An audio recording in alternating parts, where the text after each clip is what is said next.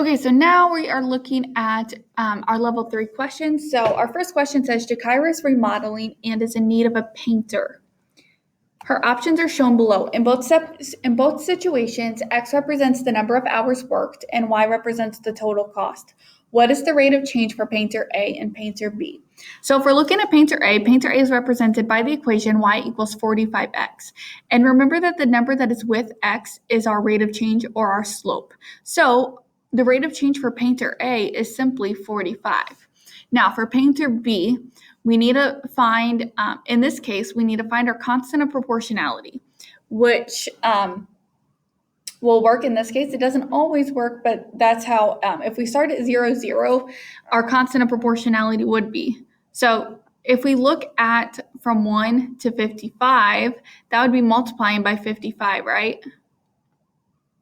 And to get from 2 to 110, that also would be multiplying by 55. And from 3 to 165, that would be multiplying by 55. Or another way that I can look at this is my change in Y over my change in X. So from 0 to 55 is 55. And then 0 to 1 is 1. So my slope would be 55 over 1, which is 55. So painter A is 45 and painter B is 55.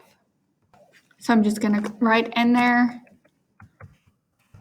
painter A, rate of change is 45, and painter B would be 55. Now, moving on to the next question. It says, Jakira is remodeling and is in need of a painter. Her options are shown below. In both situations, X represents the number of hours worked and Y represents the total cost. Which painter would cost less for 15 hours of work? Explain. So, if they both are working for 15 hours, my rate of change was 45 and 55. So for painter A, if I do $45, because that's how much they charge per hour, times 15, 45 times 15 equals what?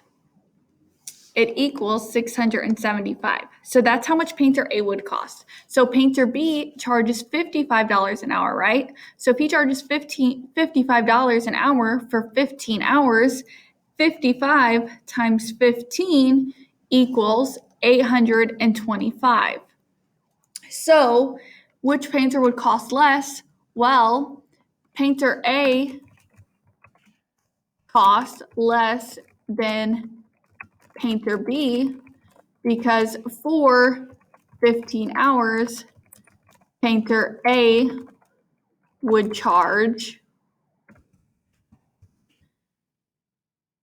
$675 and painter, if I can spell right, B would charge $825.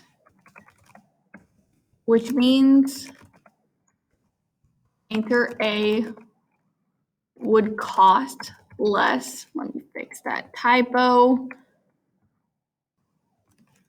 For 15 hours of work. So our next question says, what is the slope of the line? So remember, our slope of the line is change in X over change in Y.